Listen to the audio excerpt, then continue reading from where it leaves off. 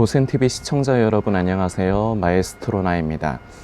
몇 년 전에 가나 혼인잔치 이런 다큐멘터리 영화가 나왔습니다. 우리 성도님들 중에도 그걸 이제 보신 분도 계실 거고 보시지는 못했지만 들어는 보신 분도 계실 거라 생각합니다. 저는 그때 당시에 그 고센TV를 시청하시던 어느 성도님이 그 파일을 주셨어요. 그 가나 혼인잔치 그 영화 파일을 저한테 보내주셔가지고 저도 봤는데요.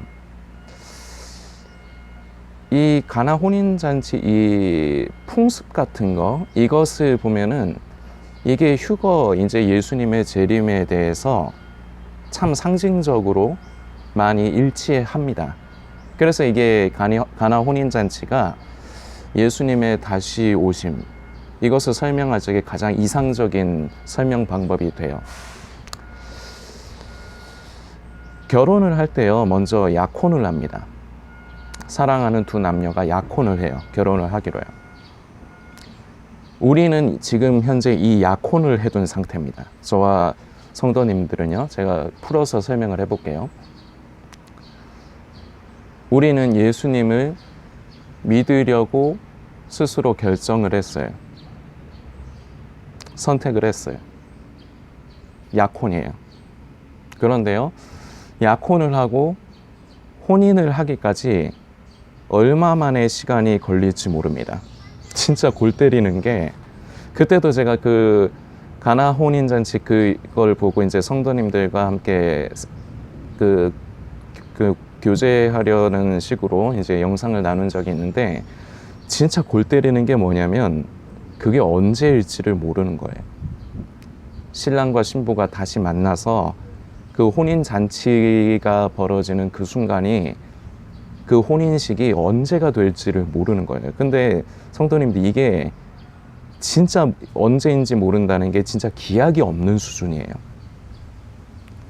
예를 들어서 뭐 일주일? 한 달? 몇 달? 이것도 쉬운 얘기가 아니죠. 진짜 모른다니까. 결혼식이 언제인지를 모르는 거예요.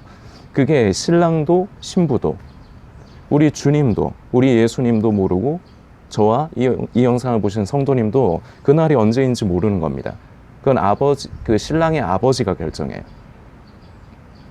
그 서로 떨어져 있는 기간 동안에 진짜 몇 년이 될지도 모르는 겁니다. 그러니까 제가 기약이 없다는 표현을 쓰는 거예요.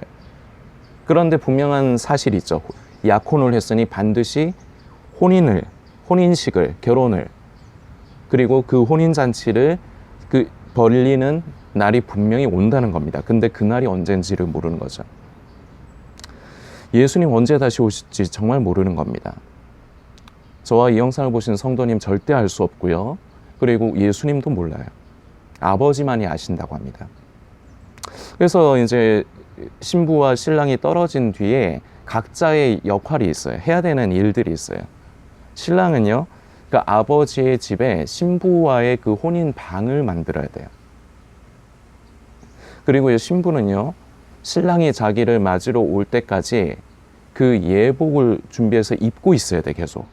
이게 뭐와 비슷하냐면, 군대 얘기해서 죄송합니다만, 군대 군 생활을 하는 동안에 5분 대기조라는 게 있어요. 우리 남자 성도님들은 다 아시죠? 경험해 보셨을 테니까. 5분 대기조가 뭐냐? 언제 상황이 터질지 모르는 거예요. 그러니까 훈련의 일종인데 보통 이제 제 기억에는 6시였나 5시였나 그랬던 것 같은데 저희 군 일과가 끝나는 시간. 그러면은 그 뒤에 시간은 자유시간이고 보통 취침을 10시쯤에 하죠. 제 기억엔 그랬던 것 같아요. 저도 가물가물한데. 그런데 그 전투복을 입은 상태로 계속 대기를 해야 돼요. 언제 상황이 터질지 모르니까. 다른 저희 전우들은 다 뭐 환복하고 편하게 체육복 같은 거 갈아입고 추리닝 같은 거 갈아입고 씻고 편하게 쉴 때 쉬지를 못하는 거예요. 그 불편한 군화, 여성분들은 전투화가 그게 불편해라고 생각해 보실 수 있을 텐데 안 신어봤으니까. 뭐 쿠션이 좋습니까? 그게 발 아파요. 그런데 그리고 계속 그것만 신으니까 냄새도 나죠. 찝찝해요. 그래서 저는 발 아픈 것보다 찝찝한 걸 더 싫어했거든요. 그런데 계속 그 언제 상황이 터질지 모르니까 상황 터지면 바로 무기 챙겨가지고 튀어나가야 돼요. 그러니까 항상 그 상황이 언제 터질지 모르니까 준비하고 있는 거예요. 밥도 제대로 못 먹어요. 밥 먹다가 상황 터질 수도 있으니까, 식사 시간에. 그런 것처럼 항상 신부는요, 예복을 준비하고 있어야 됩니다. 예복을 입고 있어야 돼요. 입고 잠을 자도 선잠을 자야 돼. 왜냐? 밤중에, 깊은 밤중에 신랑이 자기를 맞으러 올지도 모르고, 그리고 새벽이 될지도 모르고, 그게 어느 시간대가 될지도 모르니까. 그래서 항상 마치 5분 대기조처럼 그렇게 옷을 입고 있어야 돼요. 이 옷이 뭡니까? 그리스도로 옷 입는 것. 주님께서 다시 오시는 순간에 벌거벗음으로 수치를 보이지 않도록. 이 세상에서 옷을 안 입고 밖을 다니는 사람은 없습니다. 저도 지금 옷을 입고 있죠. 그리고 우리 성도님도 지금 집안에서 시청을 하시던 바깥에서 시청을 하시던 옷을 입고 계실 겁니다. 우리는 누구나 다 옷을 입고 있어요. 그런데 왜 벌거벗어 수치스러움을 보이지 않게 해야 되느냐? 이 옷이 아니죠. 우리가 보통 생각하는 이 옷이 아니죠. 그리스도로 옷 입고 있는가?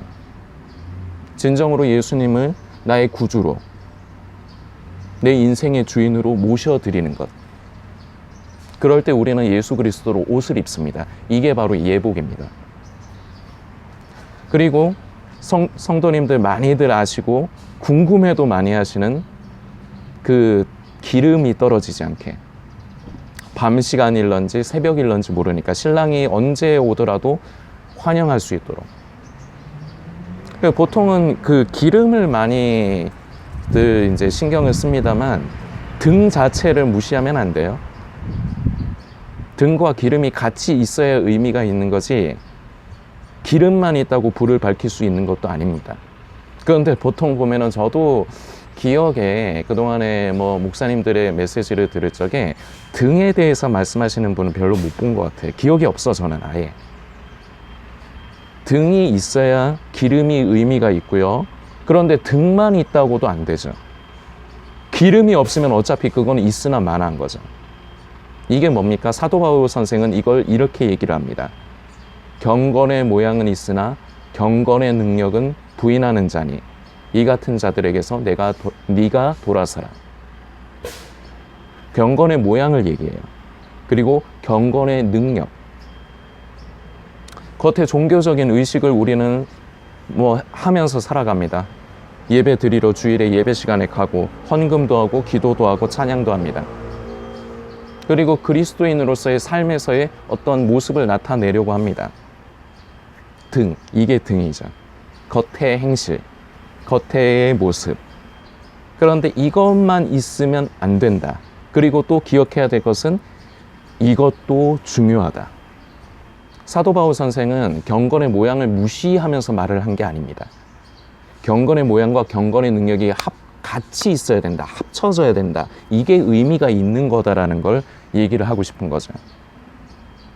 그래서 항상 기름이 떨어지지 않도록 등은 당연한 거고 기름이 떨어지지 않도록 준비를 해야 되는 겁니다. 예배 드리는 걸 대수로 뭐 내가 엄청난 일을 하는 걸로 생각해서는 안 됩니다. 그런데요, 이 시대에 참 우려가 되는 건요, 흔히 말하는 가나안 성도, 안나가 성도, 그러면서 온라인으로 유튜브로 설교 말씀 찾아서 듣고 그걸로 때우려고 하는 사람들. 예배는요, 보는 게 아닙니다. 그건 보는 거예요. 예배의 본질적인 의미는 섬김입니다. 목사님만 하시는 거 아닌가요? 아니면 예배위원들이 하는 거 아닌가요? 아니요. 예배라는 것 자체의 의미가 섬김이라고 해요.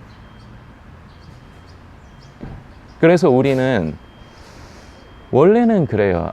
그러니까 하나님의 말씀이 선포가 되고 전해질 적에 원래는 유대인들의 그 풍습을 보면 그래요. 서서 들어요.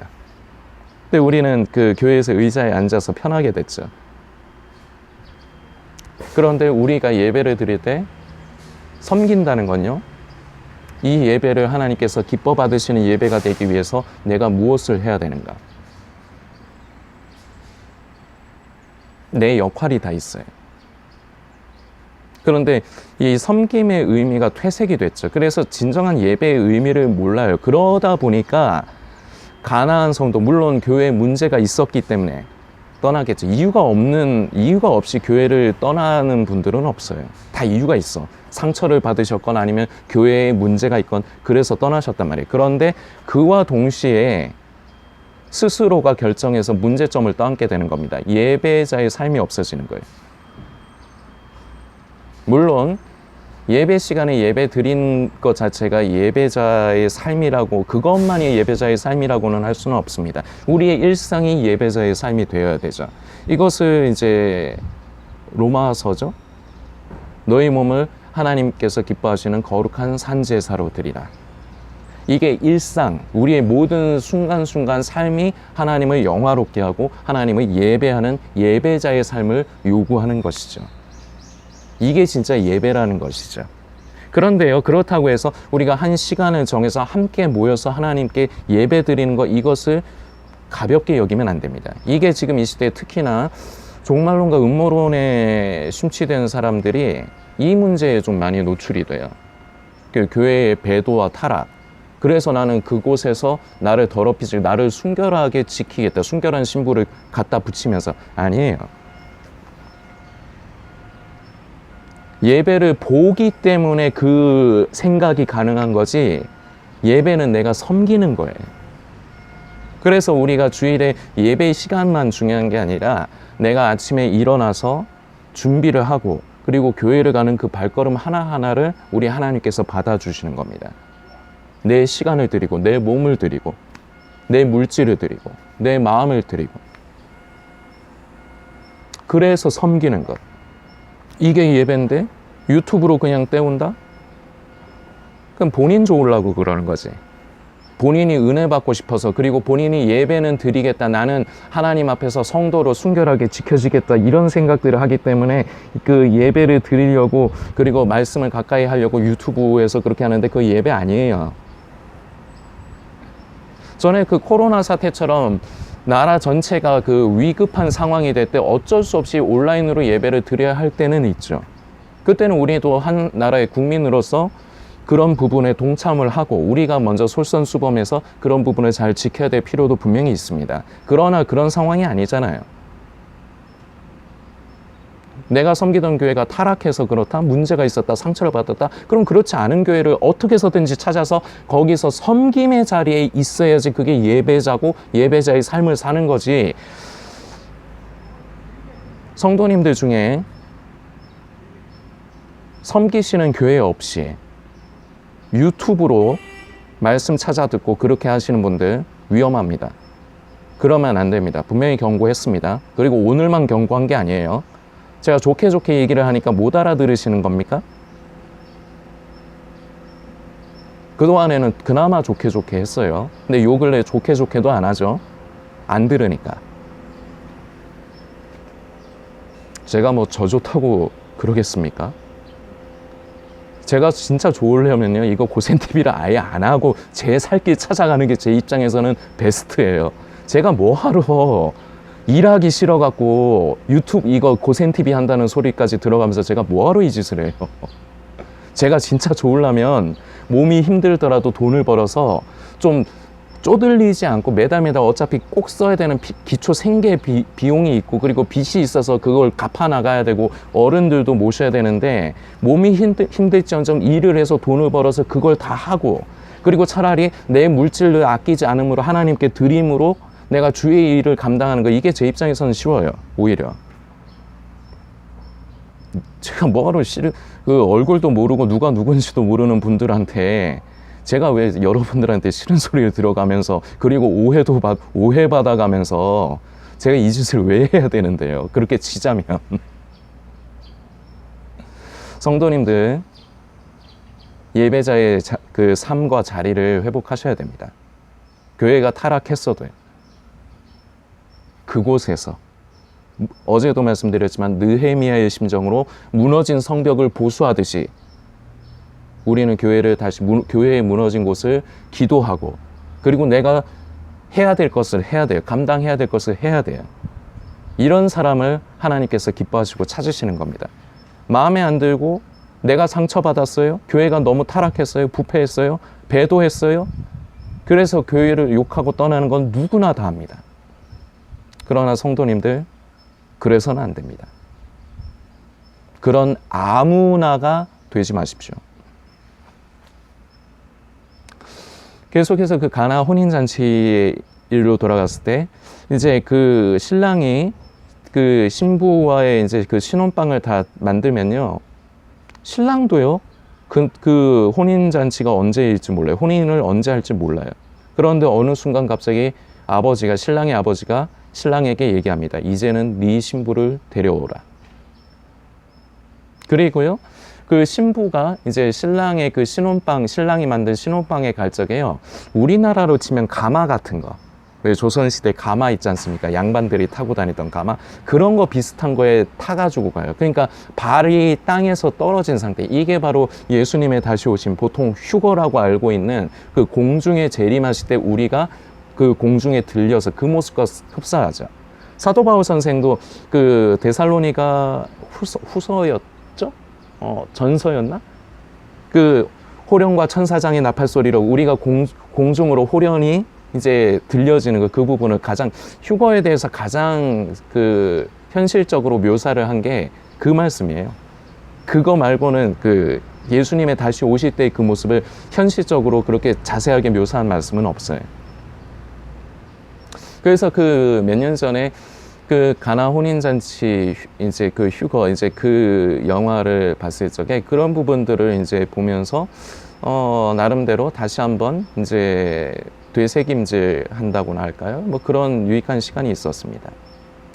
자, 이제 시간이 17분이 지나가고 있네요. 그런데 이제 여기서 이제 성도님들께 가장 오늘 나누고 싶은 메시지를 드리려고 합니다.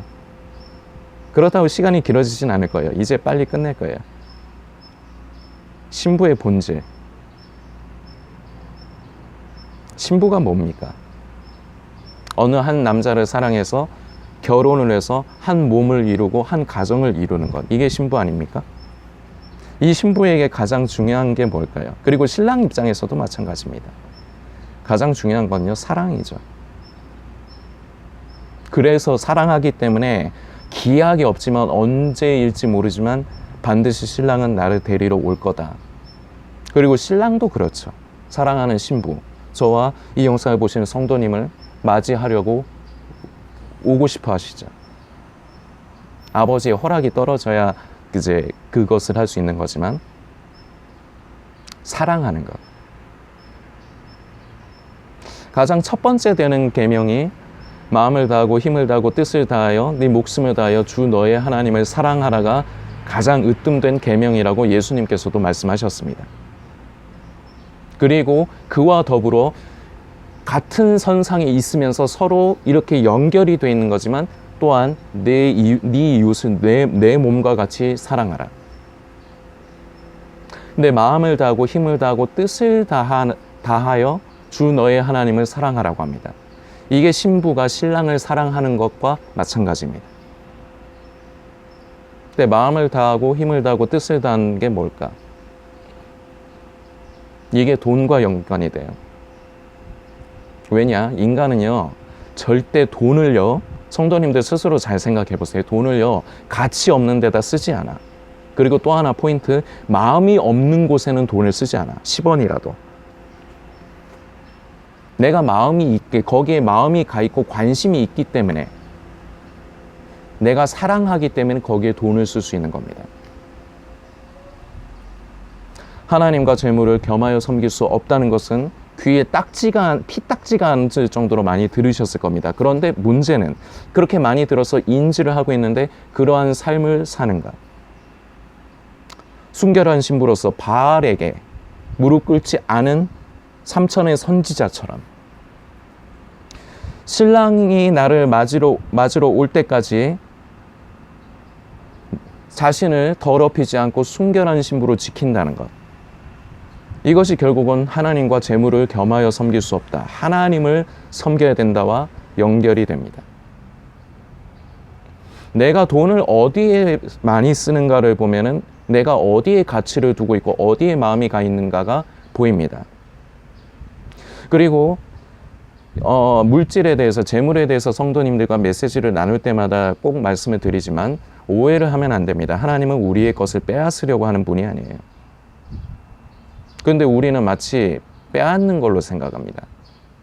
말은 그렇게 안 하죠. 생각으로도 그렇게 안 하죠. 그런데 뭐 때문에 제가 이렇게 말씀드리느냐? 하나님께 드리는 것에 인색합니다. 그리고 그 드리는 것도요, 내 마음에 들어야 돼. 주의 일이지만 내 마음에 들어야지 내 주머니에서 돈이 나갑니다. 성도님들, 이런 상태인 분들이 태반입니다. 지금 영상 보시는 성도님이 그런 사람일 수도 있죠.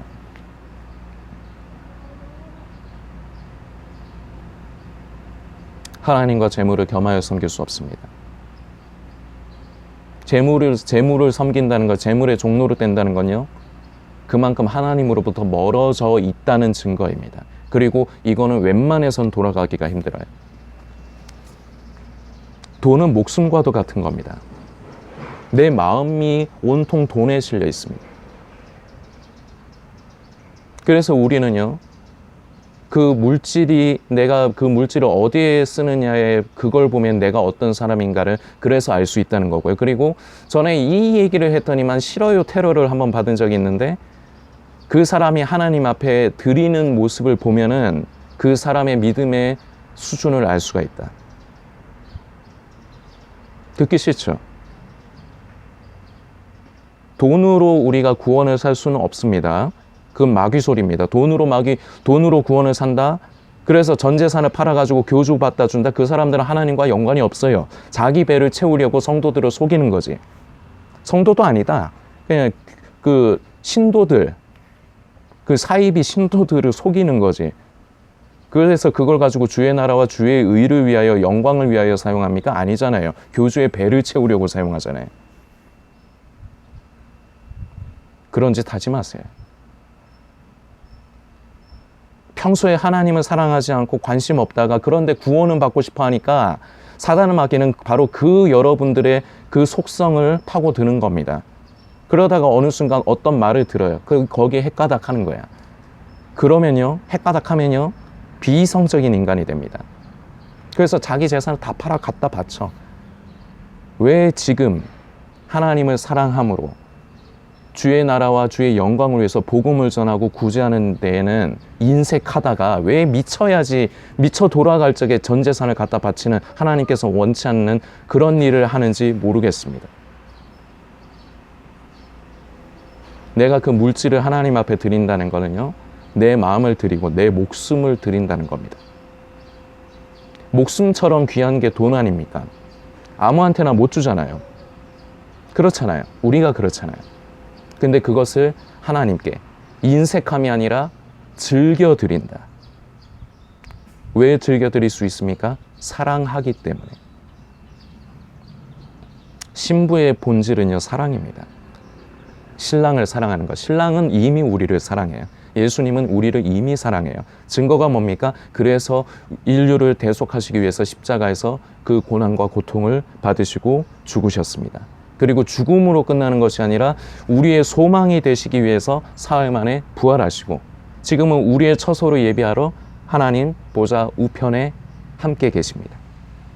그리고 아버지가 이제 데려오라 할 때 반드시 우리를 데리러 오실 것입니다. 그런데 순결한 신부로서 기다려야 되는 우리의 삶을 돌아봐야 됩니다. 마지막 때 종말론에 심취된 사람들은요, 참 입에 달고 살아요. 깨어 있어야 된다. 순결한 신부, 처음 익은 열매 입에 달고 살아요. 입에 달고 사는 게 중요한 게 아닙니다. 그렇다고 처음 익은 열매가 되는 것도 아니고 순결한 신부가 되는 것도 아니고 깨어 있는 것도 아니에요. 나는 지금 물질의 종노릇하지 않는가? 나는 이미 우리 주님과 약혼을 했고 이제 그 혼인잔치 결혼식을 기다려야 되는데 나는 지금 재물에게 꼭 바람을 피듯이 지금 남편이 바로 옆에 없다고, 신랑이 없다고 내 몸을 함부로 굴리는 바람을 피는 그런 상태는 아닌가. 그게 바로 물질의 종노릇하는, 재물의 종노릇하는, 만몬의 종노릇하는 겁니다. 내가 가지고 있는 물질에 내가 주인이 되는 순간 나는 만몬의 종이 됩니다. 만몬을 섬깁니다. 만몬을 사랑합니다. 뭐 하시겠습니까? 하나님입니까? 만몬입니까? 예수님입니까? 사랑하면요, 내 가진 것을 드릴 수가 있습니다. 사랑하지 않으니까 인색한 거고 아끼는 겁니다. 내가 사랑하는 곳에 내 마음이 있고 내 관심이 있는 곳에는 아끼지 않아요. 인간이 그래요. 지금 이 영상을 보시는 성도님은 어떻습니까? 순결한 신부, 깨어 있어야 된다. 주구장창 말은 하면서, 그러면서 종말론 유튜브는 보면서 정작 하나님 앞에 드리는 것은 인색해서 현실은 재물의, 만몬의 종노릇을 하고 있는 성도님. 지금 이 메시지가 성도님을 찾으시는 하나님의 사랑입니다. 선택하십시오. 그렇게 살다가 만몬의 종노릇해서 죽든지 버려지든지, 아니면 정말 내 목숨과 같은 내 소중한 돈이라고 생각되지만 이거 제 거 아닙니다. 저는 청직입니다. 하나님께서 맡겨주신 겁니다. 맡겨주셨다는 건 하나님께서 어디에 쓰라고 하면 내가 써야 되는 겁니다. 내 형편과 사정을 아시기 때문에 그 물질로 내 삶을 살아갈 수 있게 해주셔서 감사합니다. 그러나 내 것이 아닙니다. 무엇을 선택하시겠습니까? 성도님들께서 묵상해 주시길 부탁드리겠습니다.